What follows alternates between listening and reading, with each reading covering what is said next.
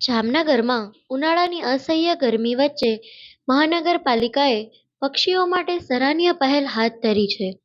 તળાવની પાળે આવેલા મહાનગરપાલિકા સંચાલિત પક્ષીઘરમાં રહેલા આશરે 400થી વધુ પક્ષીઓને લૂ અને કાળઝાળ ગરમીથી બચાવવા આધુનિક પાણીના ફુવારા ગોઠવવામાં આવ્યા છે. પક્ષીઘરમાં અંદાજે 24 જેટલા પાંજરાઓમાં પક્ષીઓ માટે પહેલેથી જ ચણ અને પીવાના પાણીની સુવિધા ઉપલબ્ધ છે.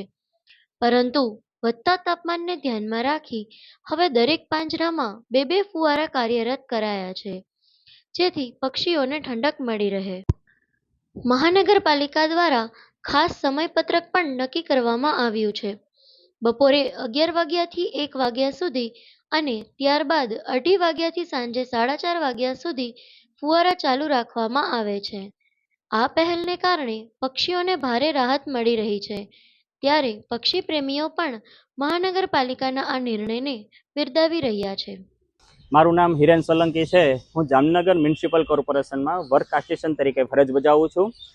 ઉનાળાની આ કાળઝાળ ગરમીમાં જ્યારે માણસો રહી નથી શકતા ત્યારે આ અબોલ જીવો કઈ રીતના રહી શકે તે માટે માનનીય કમિશનર સાહેબની માર્ગદર્શન હેઠળ રણમલ તળાવમાં જે પક્ષીઘર આવેલ છે, આ પક્ષીઘરમાં અંદાજિત 400 જેટલા પક્ષીઓ રાખવામાં આવેલ છે, જેમાં ગાજ, કોકેટીલ, બજરીગર, કસુકો, લવબર્ડ્સ, બજરીગર એવા જુદા જુદા 400 જાતના 400 પક્ષીઓ છે. આ પક્ષીઓને ઉનાળાની કાળઝાળ ગરમીથી ઠંડક મળે તે માટે માનનીય કમિશનર સાહેબના માર્ગદર્શન હેઠળ દરેક કેજમાં પરમેનન્ટ ફોગર ફિટ કરવામાં આવેલ છે. અને અમે અત્યાર સુધી છે નળીથી એ પાણીનો છંટકાવ કરી કેજમાં, એમના કેજ લોખંડના છે એટલે એમને ગરમી વધારે થતી હોય તો પાણી વડે આખા દિવસમાં 3-4 વખત પાણી નળી વડે છાંટી અને ઠંડક આપવાનો પ્રયાસ કરતા હતા. પરંતુ હવે પરમેનન્ટ ફોગર ફિટ કરાવવામાં આવેલ છે.